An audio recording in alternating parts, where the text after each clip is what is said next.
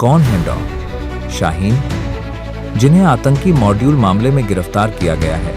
लखनऊ की एक पूर्व मेडिकल कॉलेज लेक्चरर डॉ शाहीन शाहिद पर अब जैश-ए-मोहम्मद के महिला संगठन की भारतीय शाखा का नेतृत्व करने का आरोप है।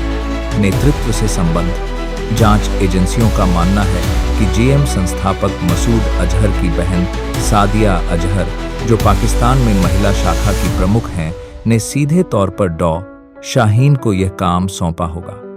सादिया का पति यूसुफ अजहर 1999 के कंधार विमान अपहरण के मास्टरमाइंडों में से एक था और इस साल की शुरुआत में बहावलपुर में ऑपरेशन सिंदूर के दौरान मारा गया था। सुरक्षा अधिकारियों का कहना है कि डॉ शाहीन गुप्त सोशल मीडिया माध्यमों से सीमा पार के आकाओं के संपर्क में था और उसे भारत में संगठन की गतिविधियों का समर्थन करने के लिए समर्थकों को जुटाकर जैश-ए-मोहम्मद के भर्ती आधार का विस्तार करने का काम सौंपा गया था।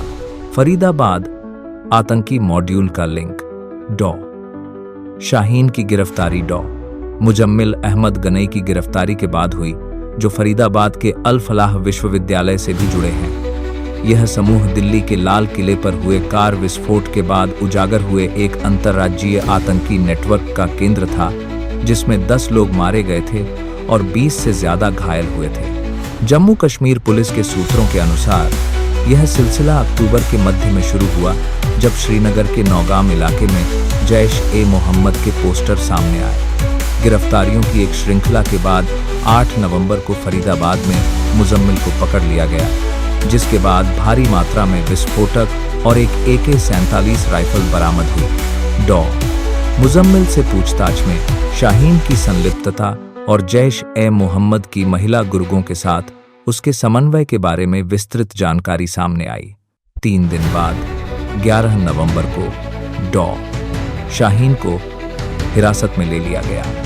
एजेंसियों का आरोप है कि उसने संदेह से बचने और मॉड्यूल के संचालन में मदद करने के लिए अपनी चिकित्सा योग्यता और पेशेवर नेटवर्क का इस्तेमाल किया। उसकी गिरफ्तारी के बाद उत्तर प्रदेश आतंकवाद निरोधी दस्ते ATS, जम्मू कश्मीर पुलिस और स्थानीय अधिकारियों की एक संयुक्त टीम ने मंगलवार को लखनऊ के लालबाग स्थित उसके आवास पर छापा मारा।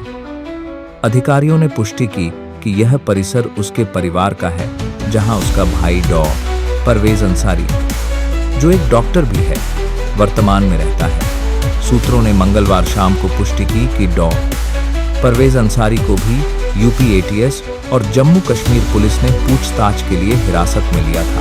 उसके पिता सैयद अहमद अंसारी ने पत्रकारों को बताया कि उन्हें अपनी बेटी के कथित संबंधों के बारे में जानकारी नहीं है। उन्होंने कहा, मैंने शाहीन से आखिरी बार लगभग 1 महीने पहले बात की थी। मेरे 3 बच्चे हैं, मेरा सबसे बड़ा बेटा शोएब, मेरी बेटी शाहीन और मेरा सबसे छोटा परवेज है। मैंने उसे कभी डॉ मादरा शोएब और मेरी बेटी शाहीन और मेरी बेटी बात की थी। मुजम्मिल या ऐसी गतिविधियों से जुड़े किसी भी व्यक्ति का जिक्र करते नहीं सुना। करियर और गुमशुदगी। कानपुर स्थित गणेश शंकर विद्यार्थी मेडिकल कॉलेज गैस VM से प्राप्त अभिलेखों के अनुसार डॉ शाहीन सिद्दीकी शाहिद उत्तर प्रदेश लोक सेवा आयोग UPSC के माध्यम से चयनित होने के बाद 2006 में संस्थान में शामिल हुई। बाद में उन्होंने 2009 और 2010 के बीच कन्नौज राजकीय मेडिकल कॉलेज में कुछ समय तक सेवा की। कॉलेज के अधिकारियों ने पुष्टि की है कि डॉ शाहीन 2013 में अनधिकृत छुट्टी पर चली गईं और फिर कभी वापस नहीं लौटी। कई नोटिसों के बावजूद उन्होंने कोई जवाब नहीं दिया, जिसके कारण 2021 में राज्य सरकार ने उन्हें बर्खास्त कर दिया। एक वरिष्ठ प्रोफेसर ने नाम न छापने की शर्त पर कहा, जब से उनका नाम आतंकी मामले में सामने आया है, यहाँ हर कोई स्तब्ध है। वह शांत और अनुशासित थीं और किसी ने सोचा भी नहीं था कि वह इस तरह की किसी घटना में शामिल हो सकती है। यूपी ATS ने मंगलवार को उनकी पिछली पोस्टिंग, उपस्थिति और संपर्कों की पुष्टि के लिए GSVM मेडिकल कॉलेज से उनसे संबंधित सभी आधिकारिक अभिलेख जब्त कर लिए। जांचकर्ताओं ने बताया कि डॉ शाहीन ने महाराष्ट्र के एक पेशेवर जफर हयात से शादी की थी, लेकिन 2015 में दोनों का तलाक हो गया।